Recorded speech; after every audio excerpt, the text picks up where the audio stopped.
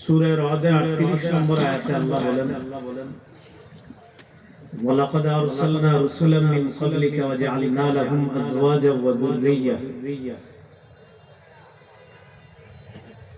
নবী আপনার পূর্বে যত রাসূল আমি পাঠিয়েছি সকল রাসূলকে আমি বিবি দিয়েছি, পরিবার দিয়েছি। রাসূলদের বিবি ছিল, পরিবার ছিল। আয়াত থেকে যে বিষয়টা গুরুত্বপূর্ণ ভাবে বুঝে আসে সেটা হলো বিয়ে। নবীগণ বিয়ে করছেন। তিরমিজির 1080 নম্বর হাদিস, রাসূলুল্লাহ সাল্লাল্লাহু আলাইহি সাল্লাম বলেন আরবাউন মিন সুনানিল মুরসালিন। সকল রাসূলের 4টি সুন্নাত। 1 নম্বর আল হায়া, লজ্জা। 2 নম্বর তাআত্তুর, সুগন্ধি ব্যবহার করা। 3 নম্বর সিওয়াক, মেসওয়াক করা। 4 নম্বর নিকাহ, বিয়ে করা। আয়াতে বিয়ে সম্পর্ক আছে। হাদিসে নবীদের সকল নবীদের 4টি সুন্নাতের একটা হলো বিয়ে করা। মাহফিল যুব সমাজের এই জন্য আলোচ্য বিষয় বিয়ে করা। বলেন আলোচ্য বিষয় কি? বিয়ে করা। আলোচনার মূল উদ্দেশ্য হারাম সম্পর্কের পরিবর্তে হালাল সম্পর্কের প্রতি যুব সমাজকে উৎসাহিত করা। তাহলে বলেন আজকে আমাদের আলোচ্য বিষয়বস্তু কি? বিয়ে।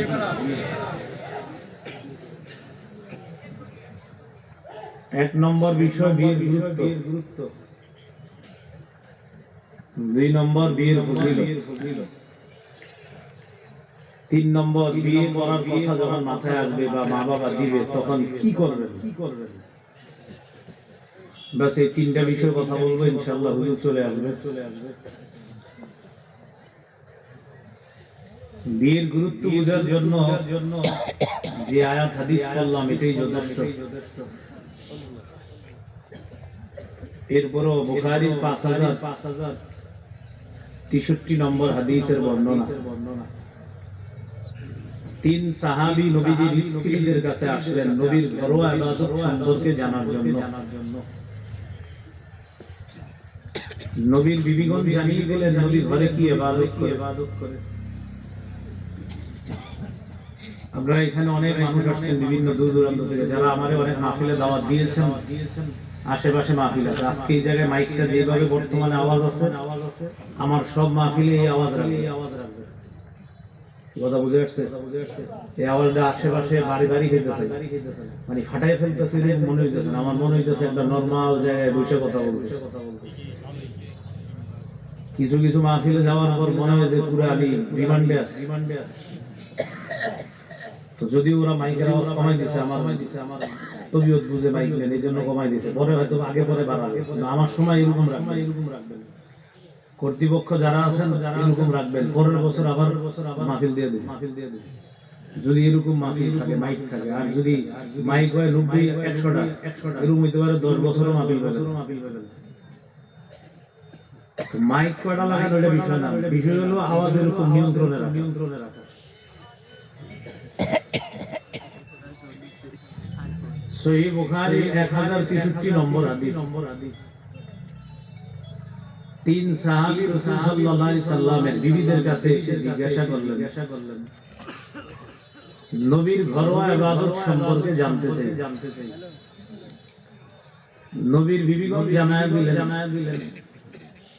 নবী নফল নামাজ পড়ে, আবার নবী ঘুমায়, নবী তাহাজ্জুদ করে, নবী বিবির হক আদায় করে, নবী মাঝে মাঝে নফল রোজা রাখে, আবার মাঝে মাঝে রাখে না। 3 সাহাবীর কাছে নবীর এই ঘরোয়া ইবাদত কম মনে হলো। তারা ধারণা করছে নবী সারা রাত নামাজ পড়ে করে। তাদের ধারণা নবী সারা জীবন রোজা রাখে। কিন্তু আমরা জানি না, মানে তাদের ধারণা ছিল। তাদের ধারণা নবীজি বিয়ে করলো, নবীজি মনে হয় বিবিদের ফয়সাল করা যায় না। এটা ছিল তাদের ধারণা। তো তাদের তিনজনের একজন বললেন আম্মা আনা উসাল্লিল লাইলা আবাদা, শোনো আমি সারা জীবন রাতের বেলা নামাজ পড়ব। আলা আরকুদু, আমি কখনো শুইব না, ওয়ালা আনামু, ঘুমাবো না। ওয়া ক্বালা আখার, আরেকজন বললেন আম্মা আনা আসুমুদ দাহরা ওয়ালা উফতিরু, আমি সারা জীবন নফল রোজা রাখব, একদিনও রোজা ভাঙব না। ফরজ রোজা তো রাখবি, আবার নফল রোজাও প্রতিদিন রাখবে। ওয়া ক্বালা আখার, আরেকজন বললেন আনা আ'তাজিলুন নিসা, আমি নারীদের থেকে দূরে থাকব। ফালা আতাজাওয়াজু আবাদা, আমি জিন্দেগিতে বিয়ে করব না। রাসূলুল্লাহ সাল্লাল্লাহু আলাইহি সাল্লাম আসলেন। ঘরে আসার পর নবীর স্ত্রীগণ নবীর কাছে জানাইলেন, হুজুর আপনার তিন সাহাবী আমাদেরকে পর্দার আড়াল থেকে মাসালা জিজ্ঞাসা করছে। এখানে মাসালা শাব্দিক অর্থ হলো জিজ্ঞাসা। তো জিজ্ঞাসাটা কি ছিল? জিজ্ঞাসা ছিল আপনি ঘরে কি কি ইবাদত করেন। তো আমরা বলে দিছি তবে তাদের কাছে আপনার ইবাদতটা কম মনে হয়। নবীজি তাদের কাছে গেলেন, যাওয়ার পর বললেন ইন্নী লা আখশাকুম লিল্লাহ, এই পৃথিবীতে যত মানুষ আছে সবার মাঝে আমি নবী আল্লাহকে সবচেয়ে বেশি ভয় করি।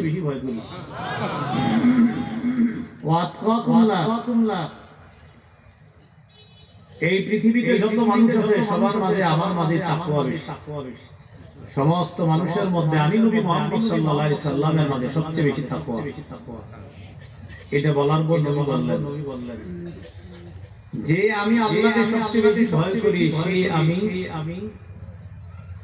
আনামু ওয়া উসাল্লি, আমি ঘুমাই আবার তাহাজ্জুদ করি। ঘুমিয়ে আমি শরীরের হক আদায় করি, তাহাজ্জুদ করে আল্লাহকে খুশি করি। আবার স্ত্রীদের হক আদায় করে বান্দার হক আদায় করি। ঘুমিয়ে শরীরের হক আদায় করি, স্ত্রীদেরকে সময় দিয়ে বান্দার হক আদায় করি, তাহাজ্জুদ করে আল্লাহর হক আদায় করি। আসুমু ওয়া উফতিরু, আমি মাঝে মাঝে নফল রোজা রাখি, মাঝে মাঝে রাখি না। সোমবার, বৃহস্পতিবার, মাসে 13, 14, 15 এই রোজাগুলো আমি রাখি। আনা তাযাওয়াজু, আমি বিয়ে করি। হাদিসের শেষে নবী বলেন ফামান রাদিয়া আন সুন্নতি ফালাইসা মিন্নি, এগুলো আমার সুন্নাত, যে আমার সুন্নাহকে অবজ্ঞা করবে সে আমার দলভুক্ত নয়। বলি নাউযুবিল্লাহ। এই পর্যন্ত তিনটা কথা শিখলাম। কোরআনের আয়াতে জানলাম নবীরা বিয়ে করছে। তিরমিজির হাদিসে জানলাম সব রাসূলের বিয়ে করছে। বুখারীর হাদিস থেকে জানলাম বিয়ে করা আমাদের নবীর স্পেশাল সুন্নতের একটা হলো বিয়ে করা। সহিহ বুখারীর বর্ণনা 5065 নম্বর হাদিস। এই হাদিসের মধ্যে আসছে রাসূলুল্লাহ সাল্লাল্লাহু আলাইহি সাল্লাম একদল যুবক সাহাবীদেরকে বললেন ইয়া মা'শারাশ শাবাব মান ইসতাতা'a মিনকুমুল বা'আতা ফালইতাযাওয়াজ ফাইন্নাহু আগাদ্দু লিল-বাসারি ওয়া আহসানু লিল-ফার। হে যুব সম্প্রদায়, তোমরা বিয়ে করো। যুবকরা জোরে বলেন, নবীজি কি বলেছে? হে যুবকরা তোমরা, আবার বলেন কি বলেছে? তোমরা বিয়ে করো। কেননা বিয়ে করা নজর হেফাজতে সহায়ক হয়। বিয়ে করা লজ্জাস্থানের গুনাহ থেকে লজ্জাস্থান হেফাজতে বিয়ে নামক ইবাদতটা সহায়ক হয়ে যায়। সহিহ বুখারীর 5069 নম্বর হাদিস। হাদিসের বর্ণনাকারী সাঈদ ইবনে জুবাইর রাহমাতুল্লাহি আলাইহি, তিনি হাদিসটা বর্ণনা করছেন সাহাবী আব্দুল্লাহ ইবনে আব্বাস থেকে।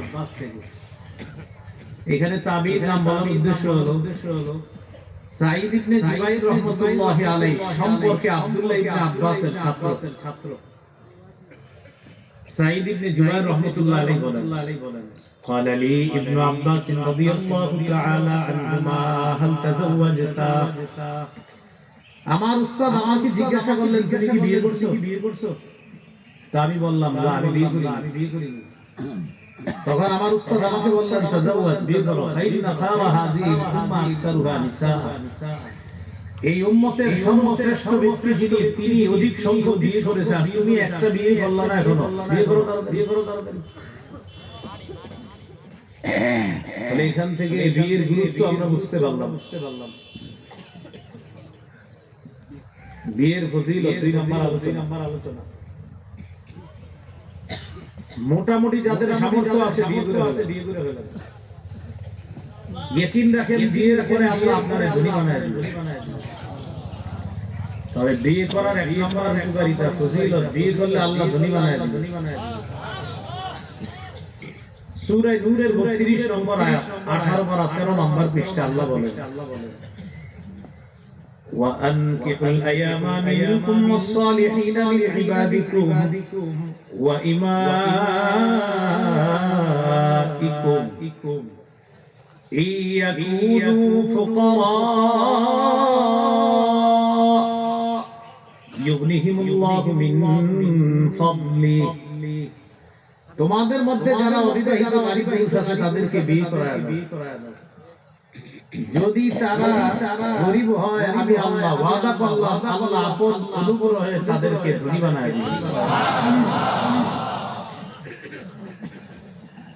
এইজন্য হাদিসে রাসূলুল্লাহ সাল্লাল্লাহু আলাইহি সাল্লাম বলেন, সালাসাতুন হাক্কুন আলাল্লাহি আউনুহুম, 3 ব্যক্তিকে সাহায্য করা আল্লাহ নিজের উপর ওয়াজিব করে নেন। কয় ব্যক্তি? এর মধ্যে একজন নাকিহুল্লাযী ইউরিদুল আফাফ, ওই ব্যক্তি যে ব্যক্তি বিয়ের মাধ্যমে পুত পবিত্র হতে চায় তাকে সাহায্য করা আল্লাহ নিজের উপর ওয়াজিব করে। বিয়ে করার 2 নম্বর ফজিলত। বিয়ে করলে উম্মত বৃদ্ধি পায়, উম্মত বৃদ্ধি পাইলে আমাদের নবী কিয়ামতের ময়দানে গর্ব করবে। এখন বলেন উম্মত বৃদ্ধি করার উপায় কি করা? রাসূলুল্লাহ সাল্লাল্লাহু আলাইহি সাল্লাম বলেন, তাযাওয়াজুল ওয়াদুদাল ওয়ালুদা ফাইন্নী মুকাথথিরুন বিকুমুল উমাম, তোমরা এমন মেয়ে বিয়ে করো, এমন নারী বিয়ে করো যে অধিক মায়াবিনী হয়, অধিক সন্তান জন্মদানকারিণী হয়। এজন্য ওই পরিবারের মেয়ে বিয়ে করবেন যে পরিবারের নারীদের সন্তান বেশি। নবীজি বলেন, ফাইন্নী মুকাথিরুন বিকুমুল উমাম, কিয়ামতের ময়দানে উম্মতের সংখ্যাধিক্য নিয়ে আমি নবী গর্ব করব। আপনারা বলেন বিয়ে না করলে উম্মত বাড়বে কিভাবে? এই জন্য বিয়ের মাধ্যমে উম্মত বাড়াতে হবে। 3 নাম্বার, কেউ যদি চায় আমি আল্লাহর সাথে পবিত্র অবস্থায় সাক্ষাৎ করব, সে যেন বিয়ে করে। সুবহানাল্লাহ।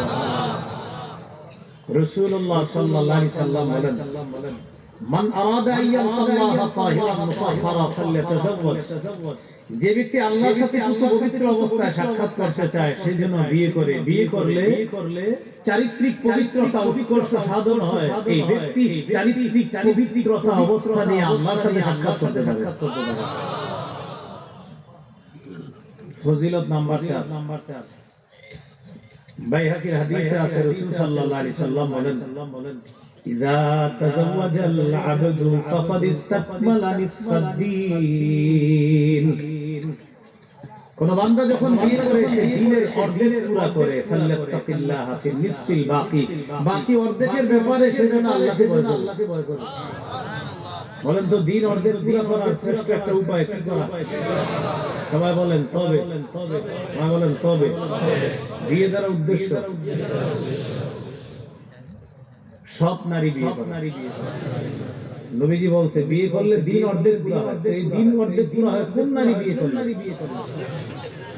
কোন নারী? তো বলতে পারেন হুজুর এটা তো হাদিসে আসে না। এটা আবার বাইহাকি আরেক হাদিসে আসে। এই হাদিসে নবীজি শুধু বলছে বিয়ে করলে দ্বীন অর্ধেক পুরা হয়।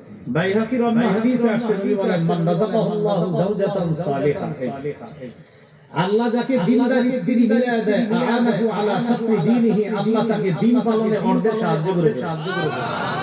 এইখানে কি বিবি আছে? দ্বীনদার। তাহলে দ্বীনদার বিবি আছে। এক হাদিসে শুধু বিবি আছে, আরেক হাদিসে নবী বলেছে আল্লাহ যাকে দ্বীনদার বিবি দেয় তাকে আল্লাহ দ্বীন পালনে অর্ধেক সাহায্য করে, বাকি অর্ধেকের ব্যাপারে সে যেন আল্লাহকে ভয় করে।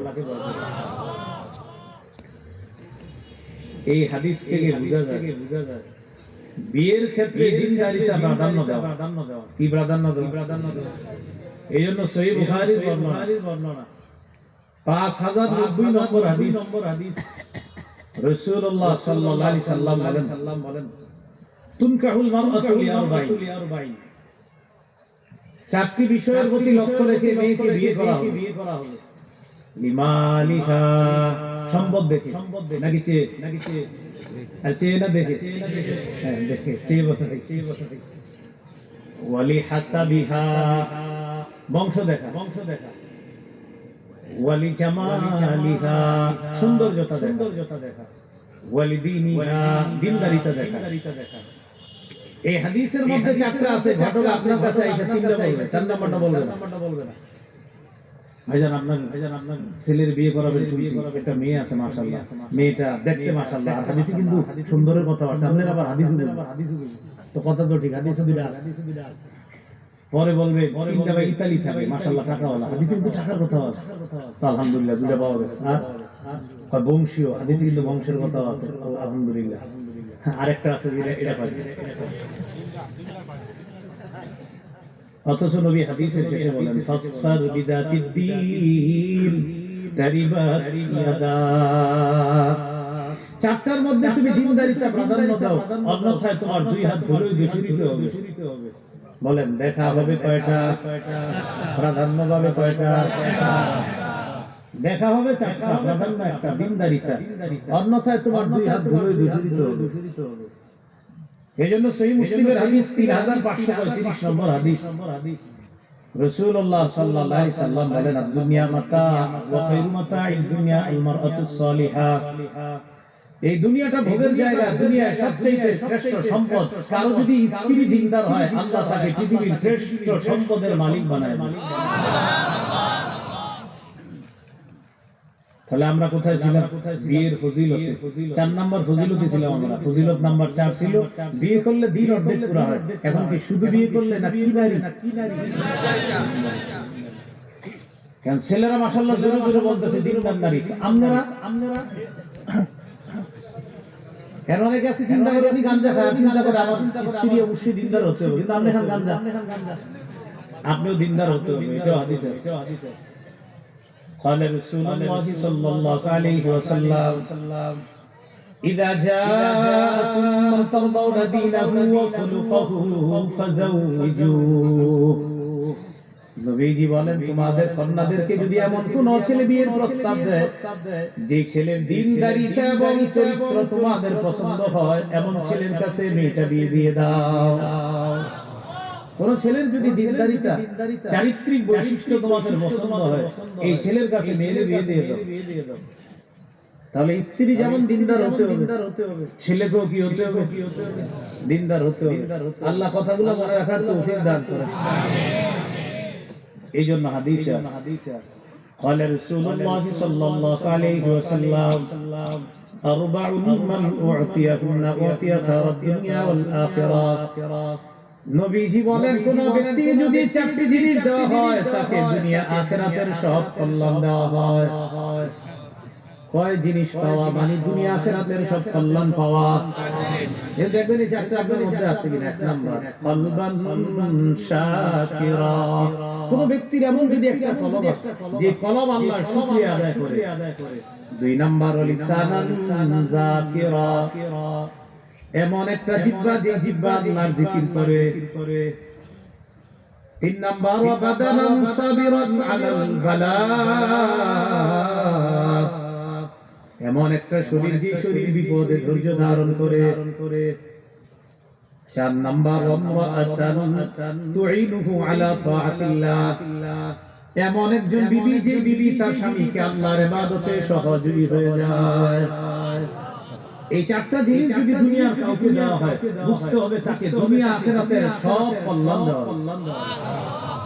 শুকর গুজারি, জিকিরকারী জিহ্বা, ধৈর্য ধারণকারী শরীর, ইবাদতে সহযোগিতাকারী একজন দিনদার স্ত্রী, এই চারটি বিষয় যদি আপনার অর্জন হয় তো দুনিয়া আখিরাতের সব কল্যাণ আল্লাহ আপনাকে দান করবে।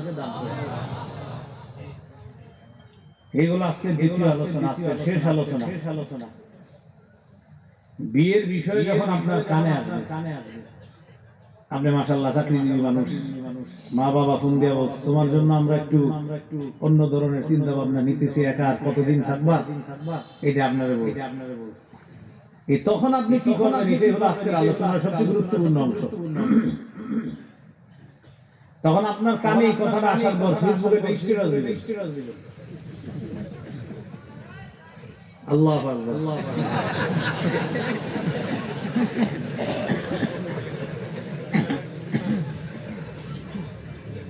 ফেসবুকে স্ট্যাটাস কি দেয়, ডিয়ার ফ্রেন্ডস, নতুন জীবনের দিকে হাঁটি হাঁটি করে পা বাড়াচ্ছি, তোমরা যারা মেরিড লাইফে আসো আমাকে একটু পরামর্শ দিয়ে তোমরা একটু আমাকে বলবা মেরিড লাইফ কিভাবে ফ্রুটফুল করা যায়, মানে হে কবি হয়ে যায়, সাহিত্যিক হয়ে যায়, ইংরেজি, মানে এমন এমন ভাষা ফেসবুকে দেখবেন মানে হচ্ছে বাংলাদেশের আপনার অনেক উচ্চ লেভেলের একজন বাংলা সাহিত্যিক, কারণ হে বিয়ে করবেন,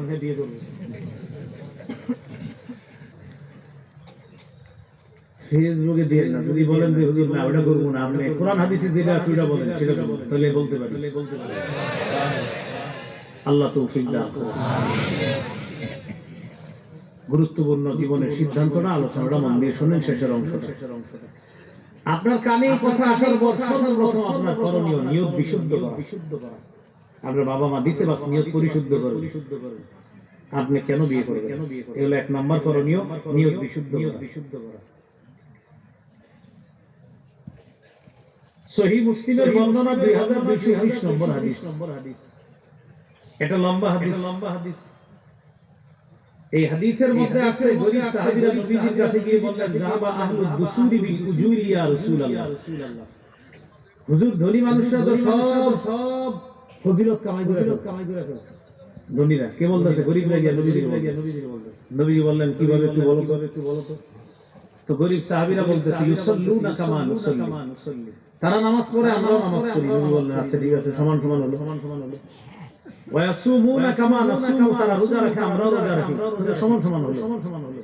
তো হুজুর সব ঠিক আছে, কিন্তু ওয়াতাসাদদাকুনা, তারা সদকা করে, আমরা তো সদকা করতে পারি না। তারা তাদের অতিরিক্ত সম্পদ থেকে সদকা করে, হুজুর আমরা গরীব মানুষ, আমরা তো সদকা করি না, তো এই সওয়াবটা তো আমরা পাই না। নামাজের সওয়াব বরাবর, রোজার সওয়াব তারাও যা পায় আমরাও তা পাই, সদকার সওয়াব তো তারা শুধু পায়, আমাদের টাকা পয়সা নেই, আমরা কি করব? নবীজি বলেন টাকা পয়সা নেই, কি হইছে, বুদ্ধি তো আছে। সুবহানাল্লাহ, আমি তুমি করে বুদ্ধি দিতে পারি, নবীজি বুদ্ধি দেয়, একটা আমল শিখিয়ে দিই, এটা করবা, ওরা টাকা পয়সা সদকা করে যে সওয়াব পায়, তোমরা আমল করে আসে। গরীব সাহাবীরা একজন হয়ে গেছে যে আমল শিখে আপনার নাম, নবীজি শিখিয়ে দিলেন একবার সুবহানাল্লাহ করবা, সদকার সওয়াব। ওয়াবিকুল্লি তাকবীরাতিন সাদাকা, একবার আল্লাহু আকবার করবা, সদকার সওয়াব। ওয়াবিকুল্লি তাহলিলাতিন সাদাকা, লা ইলাহা ইল্লাল্লাহ করবা, সদকার সওয়াব। ওয়াবিকুল্লি তাহমিদাতিন সাদাকা, আলহামদুলিল্লাহ করবা, সদকার সওয়াব। তো নবীজি বলছে এটা একটা সুন্দর সিস্টেম আছে, প্রত্যেক ফরজ নামাজের পর 33 বার সুবহানাল্লাহ, 33 বার আলহামদুলিল্লাহ, 33 বার আল্লাহু আকবার, এই 99 বার পড়ার পর 100তম বারে পড়বা লা ইলাহা ইল্লাল্লাহ ওয়াহদাহু লা শারীকা লাহু লাহুল মুলকু ওয়া লাহুল হামদু ওয়া হুয়া আলা কুল্লি শাইইন কাদির। এভাবে পড়বা 33 যতবার পড়বা খালি সদকার সওয়াব পেতে থাকবা। এজন্য মনে রাখবেন এই তাসবিহকে বলা হয় তাসবিহে ফুকারা।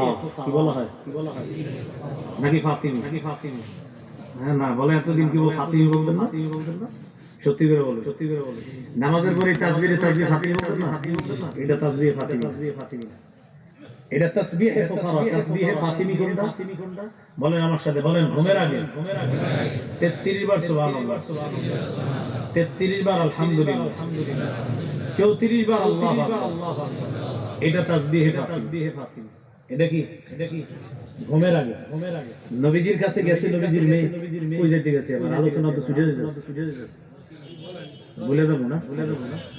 নবীজির কাছে নবীজির মেয়েরে পাঠাইছে হযরত আলী, পাঠায় বললেন তোমার আব্বার কাছে অনেক সেবক সেবিকা আসছে, হাদিয়া, তুমি দেখো না তোমার বাড়িতে একটা নিয়ে আসতে পারো কিনা, তোমার একটু কষ্ট কম হবে, তুমি কলসি টানতে টানতে তোমার দাগ পড়ে গেছে শরীরে, হাতে দাগ পড়ছে, ঝাড়ু দিতে একটু দেখো না।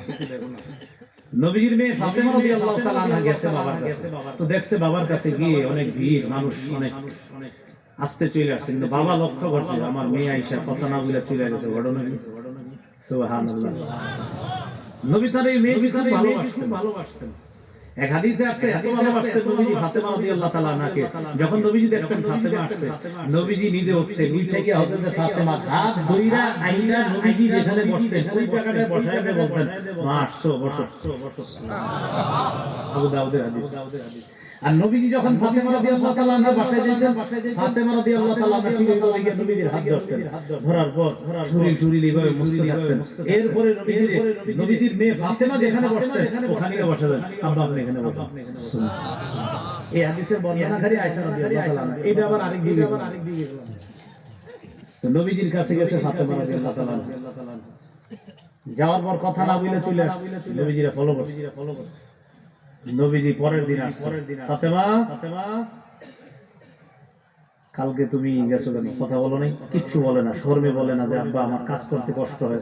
হযরত আলী বললেন আমি পাঠাইছি, সাহস করে বলে আলী যেন পাঠাইছে। তুই ফাতেমার কাজ করতে অনেক কষ্ট হয়, কলসি টানতে কষ্ট হয়, ঝাড়ু দিতে কষ্ট হয়। আমি বলছিলাম একটা সেবিকা যদি আপনার কাছে পাওয়া যায়, একজন পুরুষ সেবক পাওয়া গেলে বাইরের কাজগুলো করতে পারতো, মহিলা সেবিকা পাওয়া গেলে ঘরের কাজগুলো আমি পাঠাইছি। ফাতেমার কোনো দোষ নেই। নবীজি বললেন ফাতেমা ইযা আখাসতি মাদজিআক, যখন বিছানায় তুমি ঘুমাইতে যাইবা, সাব্বিহিল্লাহ সালাসা ওয়া সালাসিনা, 33 বার সুবহানাল্লাহ ওয়া কাব্বিরিল্লাহ সালাসা ওয়াহমাদিল্লাহ সালাসা ওয়া সালাসিনা, 33 বার আলহামদুলিল্লাহ পড়বা, ওয়া কাব্বিরিল্লাহ আরবা'a ওয়া সালাসিনা, 34 বার আল্লাহু আকবার পড়বা। এই আমলটা করলে কাজ করার কারণে তোমার যে শক্তির খরচ হবে, তোমার যে একজন সেবকের প্রয়োজন ছিল, এই আমলে সেবকের প্রয়োজন আল্লাহ পুরো করবে। সুবহানাল্লাহ বলছেন। বাকি হাদিস থেকে কি বোঝা যায়? হাদিস থেকে বোঝা যায় সারা দিন ক্লান্তি দূর করার আমল হলো রাতের বেলা ঘুমের আগে এই তাসবিহে ফাতিমি পড়া, ক্লান্তি দূর করা। তাহলে বলে নামাজের পরে যেটা এটার নাম তাসবিহে ফুকারা, ওই যে ফকির সাহাবীরা। আর রাতে ঘুমানোর আগে যেটা তাসবিহে ফাতিমি। তো আমরা অনেক সময় এটারও বলে ফেলি তাসবিহ ফাতিহা যায় হোক। তো নবীজির সাহাবী দরিদ্র যাদেরকে শিখাইয়া দিয়েছেন, কোথায় আছে মনে আছে? 1 নাম্বার নিয়ত বিশুদ্ধ করা, ওইটাতে আছে। আমরা ওই হাদিস শুনাই। তো নবীজি শিখাইয়া দিলেন, শিখাইয়া দেওয়ার পর দরিদ্র সাহাবীরা কি করে? নামাজের পর আমল করে বসে চুপি চুপি আমল করে, ধনীরা যেন বুঝতে না পারে। এখন ধনী সাহাবীরা কয় ঘটনা কি? এরা এই নামাজের পর আলাদা কোনো আমল করে না। ধনী সাহাবীরা সন্দেহ করতেছে। ধনী সাহাবীরা কৌশলে জানতে চাইলো, গরীব সাহাবীরা একজন হইছে, আমরা এটা কাউকে দেব না, কইলি তো সমস্যা। ধনী সাহাবীরা কৌশলে জেনে ফেললো নবীজি তাদেরকে সৎকার আমল শিখিয়ে দিয়েছে। এখন নামাজের পর থেকে দরিদ্র সাহাবীরা যখন বসে আমল করে, ধনী সাহাবীরা বসে সুবহানাল্লাহ সুবহানাল্লাহ। দরিদ্র সাহাবীরা নবীজির কাছে, হুজুর ঘটনা তো কি হয়ে গেল এটা কেন? কারণ তো আমার বাইরে টাকা পয়সা দিয়ে সওয়াব যেটা পাইতেছে এটা তো অতিরিক্ত পাইতেছে। এখন আমাদের সাথে আমল করে সওয়াব তো আমরা তো আবার সমান হয়ে গেলাম, আর এরা আমাদের চেয়ে আবার বেশি হয়ে গেল। তাহলে এটা কি হলো? নবীজি বলেন যালিকা ফাদলুল্লাহি ইউতিহি মান ইয়াশা, এটা আল্লাহর অনুগ্রহ, আল্লাহ তার অনুগ্রহ যাকে ইচ্ছা তাকে দান করেন। সুবহানাল্লাহ। এই হাদিসের শেষে নবীজি বলেন, শুনো, ফি বুদিই আহাদিকুম সাদাকা, যেমনি ভাবে তোমাদেরকে আমি আমল শিখিয়ে দিয়েছি সৎকার, শুনো, তোমাদের শরীরের প্রত্যেকটা অঙ্গের মধ্যে সৎকার। এক সাহাবী সাহস করে প্রশ্ন করলেন, শ্রদ্ধার সাথে শুনবো, কেউ হাসবো না। হুজুর, কেউ যদি তার যৌবনকে হালাল কাজে ব্যয় করে কি সৎকার হবে? নবীজি পাল্টা বললেন তাকে, আর আইতুম লা ওয়াদাহা ফি হারাম, তোমাদের কি মনে হয় কোন ব্যক্তি যদি তার যৌবনকে হারাম কাজে লাগায় গুনাহ হবে কিনা? আপনারা জবাব দেন। নবী বললেন, যৌবনকে যদি হারাম কাজে ব্যয় করলে গুনাহ হয়, হালাল কাজে ব্যয় করলে অবশ্যই সৎকার করা হবে। তাহলে 1 নাম্বার নিয়ত বিশুদ্ধ করা, যে আমি যে বিয়ে করব, বিয়ের পরে আমার স্ত্রীর সাথে আমার সম্পর্ক পুরোটাই হবে শুধু সওয়াব সৎকার সম্পর্ক। স্ত্রীর সাথে একটা মুমিন পুরুষ তার মুমিনা স্ত্রীর সাথে সম্পর্ক স্থাপন করবে, এটাতে আল্লাহ সৎকার করবে। এই হলো 1 নাম্বার নিয়ত বিশুদ্ধ করা। 2 নাম্বার, এটা মন দিয়ে শুনেন। দুই নাম্বার মানসিকভাবে এই কথা নিজেরে বলা, আমি একজন মুমিন পুরুষ, আমার স্ত্রী হবে মুমিনা। আপনারা বলবেন হুজুর এটা কি বলা লাগে? আমরা তো মুমিন মেয়ে বিয়ে করব, এটা বলা লাগে? কেন? কারণ আপনারা আয়েশা সিদ্দিকার নাম দেখে এক মেয়ের সাথে সম্পর্ক শুরু করছেন মোবাইলে। 6-7 মাস পরে গিয়ে জানলেন এই মেয়ের নাম আয়েশা না, মেয়ে অন্য ধর্মের। আবার মুসলিম মেয়ে একটা ছেলের সাথে সম্পর্ক শুরু করছে, ছেলের নাম আব্দুর রহিম। 1 বছর পরে গিয়ে জানতে পারলো এই ছেলের নাম আব্দুর রহিম না, ছেলে মুসলিম ধর্মেরই না, সে ইসলাম ধর্মের না। এখন মেয়ে বলে তাকে ছাড়া আমি বাঁচবো না। কি ঘটনা আমাদের বাংলাদেশে কবে ঘটবে? হুজুরদেরকে নাস্তা নামায় পুরা পাগল বানাইলেন ঘটনা দিয়ে। এজন্য আমি মুমিন, আমার স্ত্রী মুমিনা হবে, এটা মাথায় রাখা। সূরা বাকারা 221 নম্বর আয়াতে আল্লাহ বলেন, ওয়ালা তানকিহুল মুশরিকাতি হাত্তা ইউমিন্না। হে মুমিন পুরুষগণ, তোমরা মুশরিকা নারীকে বিয়ে করবে না যতক্ষণ তারা ঈমানদার না হয়। ওয়ালা আমাতুম মুমিনাতুন খায়রুম মিন মুশরিকাতিন ওয়ালাউ আ'জাবাতকুম। মনে রেখো, একজন ঈমানওয়ালী কৃতদাসী নারী একজন স্বাধীন মুশরিকা নারীর চাইতে আল্লাহর কাছে অনেক বেশি দামি। যদিও মুশরিকা নারীর ধন সম্পদ সৌন্দর্য তোমাদেরকে মুগ্ধ করে, কিন্তু এর চেয়ে দামি একজন মুমিনা নারী। এরপরে আল্লাহ বলেন, ওয়ালা তুনকিহুল মুশরিকিনা হাত্তা ইউমিনু। হে অভিভাবকগণ, তোমরা তোমাদের কন্যাদেরকে তোমরা মুশরিক ছেলের কাছে বিয়ে দিবা না যতক্ষণ তারা ঈমান না আনে। মনে রেখো, ওয়ালা মুমিনুন খায়রুম মিন মুশরিকি ওয়ালাউ আ'জাবাকুম। একজন ঈমানদার মুমিন পুরুষ আল্লাহর কাছে একজন স্বাধীন মুশরিক পুরুষের চাইতে অনেক বেশি দামি, যদিও একজন স্বাধীন মুশরিক পুরুষের সৌন্দর্য সম্পত্তি তোমাদেরকে মুগ্ধ করে। তাহলে বলেন শিরকের দাম বেশি না ঈমানের দাম বেশি? এজন্য 2 নাম্বার চিন্তা মাথায় আনা, আমি যারে বিয়ে করব তিনি মুমিনা হবে, আমি একজন মুমিন। 3 নাম্বার সমতা। বলেন কি? কুফর রক্ষা করা। আপনি যে মেয়েটাকে বিয়ে করবেন ওই মেয়ের ব্যাপারে আপনি মানসিকভাবে এই কথা মাথায় আনবেন, আমি যে মেয়েটাকে বিয়ে করব তার সাথে আমার সমতা কতটুকু এটা দেখতে হবে। আপনি একটা গরিব মেয়েকে যদি বিয়ে করেন অনেক সওয়াবের কাজ, কিন্তু আপনি গরিব মেয়েকে বিয়ে করে আপনার ঘরে নিয়ে গেলেন, আপনার বোনেরা কয়েকদিন পর বলে ফকিরনির ঘরে ফকিরনি কি বলে, তাহলে আপনি এই যে এটা নিয়ে গেলেন এটা ঠিক হলো না। এজন্য আপনি কুফর, সমতা রক্ষা করা। ইবনে মাজাহ 1968 নম্বর হাদিস, রাসূলুল্লাহ সাল্লাল্লাহু আলাইহি সাল্লাম বলেন, তাখায়্যারু লিনুতাফিকুম। তোমরা পরবর্তী উত্তম প্রজন্মের জন্য তোমরা একটা ভালো মেয়েকে স্ত্রী হিসেবে নির্বাচন করে ঘরে নিয়ে আসো। দেখেন কি বলছি, আবার অনুবাদটা শুনেন। তোমরা তোমাদের পরবর্তী উত্তম প্রজন্মের জন্য একটা ভালো মেয়েকে বিবি হিসেবে ঘরে আনো। একটা ভালো মেয়েকে স্ত্রী হিসেবে নির্বাচন করো পরবর্তী উত্তম প্রজন্মের জন্য। ওয়া আনকিহুল আকফা। বিয়ের মধ্যে সমতা রক্ষা করবা। তাহলে সমতা রক্ষা করা, এটা 3 নাম্বার। তবে মাথায় আনবেন, আমি যারা বিয়ে করব তার স্ট্যাটাস কেমন, তার বংশমর্যাদা কেমন, আমার বংশমর্যাদা কেমন, এই বিষয়গুলো আপনি মাথায় আনতে হবে। 4 নাম্বার, একজন ছেলে হিসেবে আপনি মাথায় আনবেন, আমি কোনো মেয়েকে জোর করে বিয়ে করব না। আমি যে মেয়েকে বিয়ে করব তার সম্মতি আছে কিনা এটা আমি জানবো। এবং মা বোনরা যারা বয়ান শুনছেন, কোন মেয়ে আপনার মেয়েকে যে ছেলের কাছে বিয়ে দিবেন ওই ছেলে আপনার মেয়েকে বিয়ের জন্য রাজি আছে কিনা এটা আপনি জেনে নেবেন। কেন এই ছেলে আরেক জায়গায় সম্পর্ক মেয়ের বিয়ে দিয়ে দিবেন, 1 মাস পরে মেয়ে এসে আব্বা আপনাদের জামাই তো অন্যদিকে ঘটনা চালায়, তাহলে এটা তো অন্যায়, এটা তো সঠিক হলো না। তাহলে 4 নাম্বার সম্মতি ছাড়া বিয়ে না করা। এটা আল্লাহ রাব্বুল আলামিন সূরা নিসার 19 নম্বর আয়াতে বলছে। 4 নাম্বার বলা 20 নম্বর। ইয়া আইয়ুহাল্লাযীনা আমানু লা ইয়াহিল্লু লাকুম আন তারিসুন নিসা কারহা। হে ঈমানদারগণ, তোমাদের জন্য বৈধ নয় কোন নারীর উত্তরাধিকার হওয়া কারহা, জোর করে। জোর করে কোন নারীর উত্তরাধিকার হওয়া, কোন নারীর মালিকানা তোমরা লাভ করা, এটা তোমাদের জন্য বৈধ না। জোর করে এটা তোমাদের জন্য বৈধ না। এই হলো 4 নাম্বার বিষয়, মাথায় আনবেন। কোন মেয়ের সম্মতি ছাড়া আপনি তাকে বিয়ে করবেন না।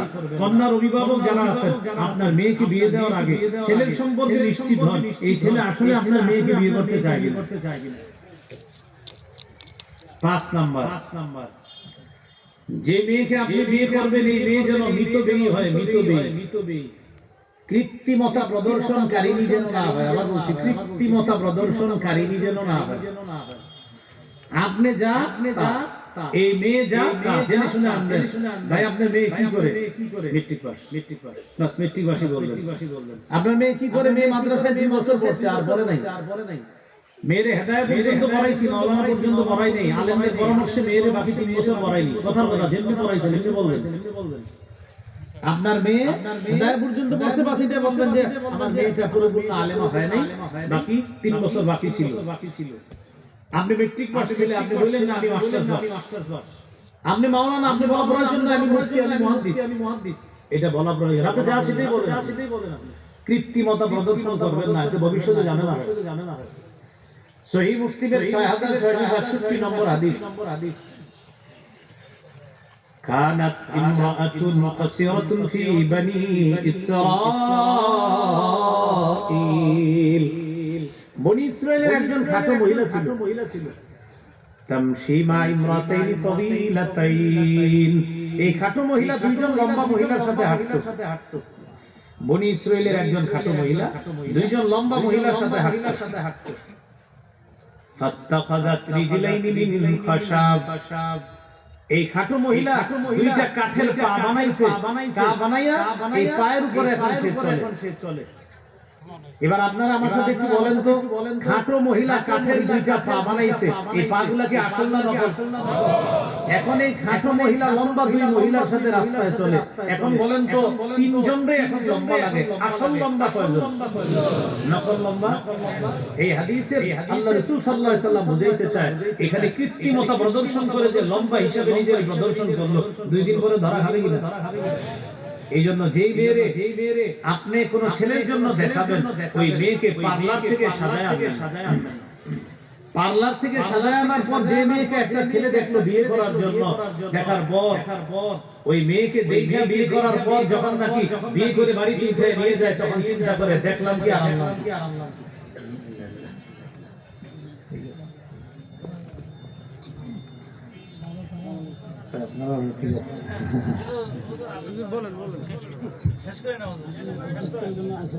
ঠিক আছে, ঠিক আছে, আপনি নিচে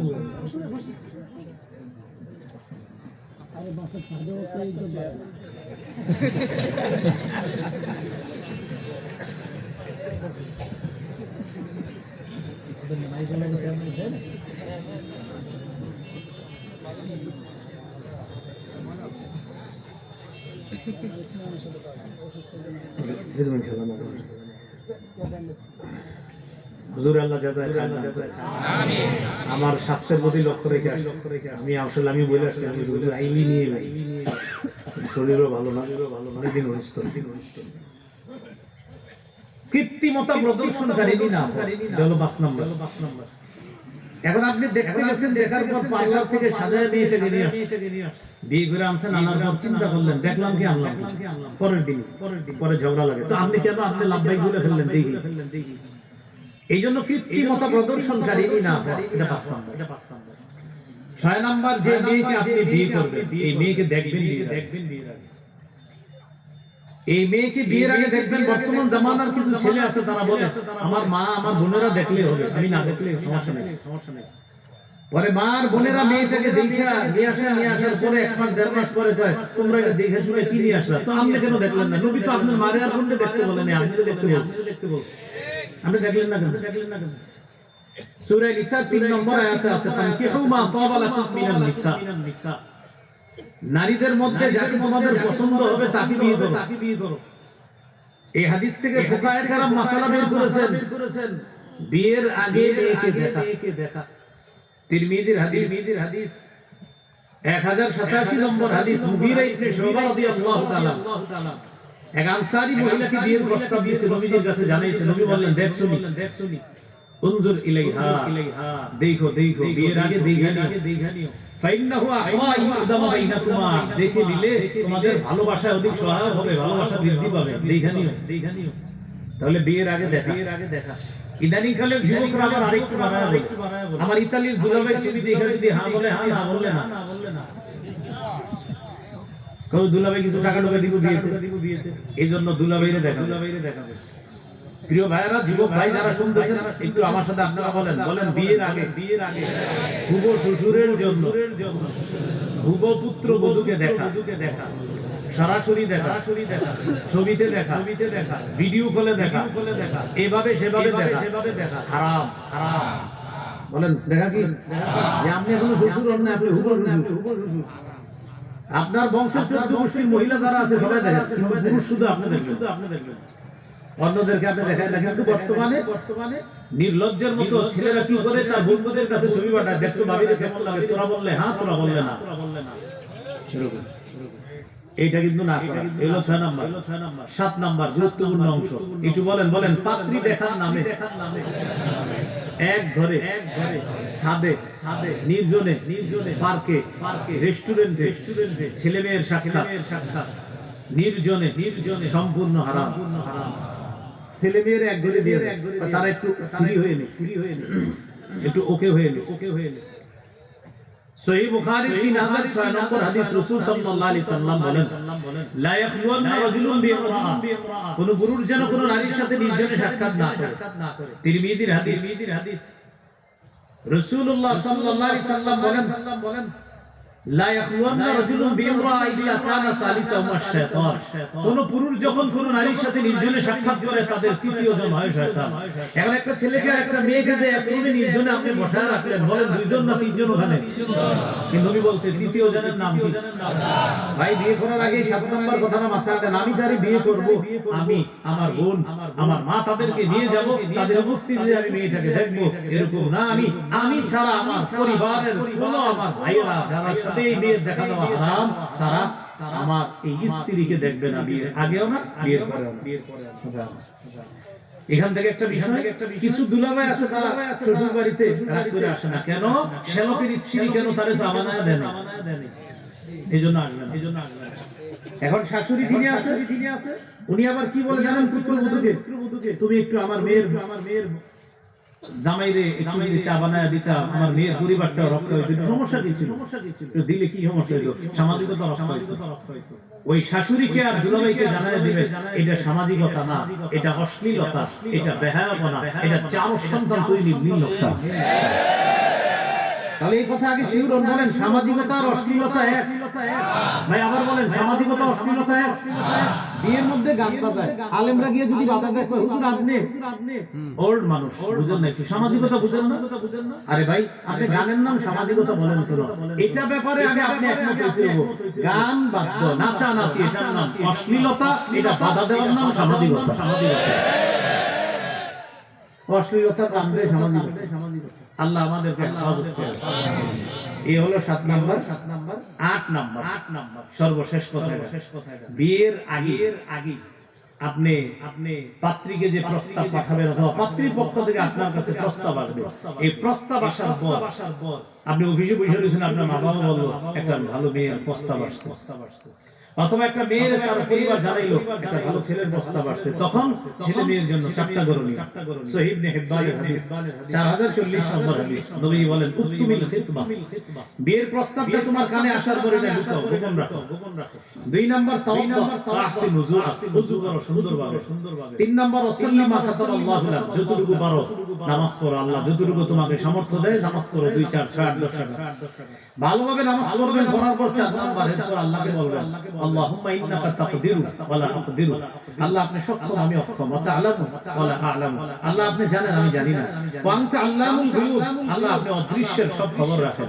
আল্লাহ আমার কাছে একটা মেয়ের ব্যাপারে প্রস্তাব আসছে, আল্লাহ এখন সবাই বলতেছে মেয়েটা ভালো দিনদার, এখন আসলে যদি এই মেয়েটা আমার জন্য কল্যাণকর হয় তাহলে তাকে স্ত্রী হিসেবে আমার জন্য আপনি ব্যবস্থা করে দেন। ওয়াইন কানা ফি গায়রিহা খায়রা, যদি এই মেয়ে ছাড়া অন্য কোনো মেয়ে আমার জন্য কল্যাণকর হয়, সসম্মানে মেয়েটা আমার জীবন থেকে সরায় দেন, অন্য যে কল্যাণ ওই মেয়ে আমার জীবনে স্ত্রী হিসেবে আপনি ব্যবস্থা করে দেন। এই কথাগুলো আমরা মাথায় রাখবো, মনে থাকবেন ইনশাআল্লাহ। তো যুব সমাজের মাহফিলে আজকে আমরা বিয়ের ব্যাপারে তিনটা কথা জানলাম, বিয়ের গুরুত্ব, বিয়ের ফজিলত, আর বিয়ের পূর্বে মৌলিকভাবে অন্তত এই 8টি কথা মাথায় রাখা। আল্লাহ এরপরে বিয়ের পরে আরো কিছু বিষয় আছে, এগুলো ইনশাআল্লাহ অন্য কোথাও আলোচনা হয়ে যাবে ইনশাআল্লাহ। আজকে এই পর্যন্তই। আল্লাহ আমাদের সকলকে যে কথাগুলো শুনলাম বললাম, আল্লাহ আমাদের সকলেই যেন আমরা একটা সুন্দর জীবন শুরু করতে পারি।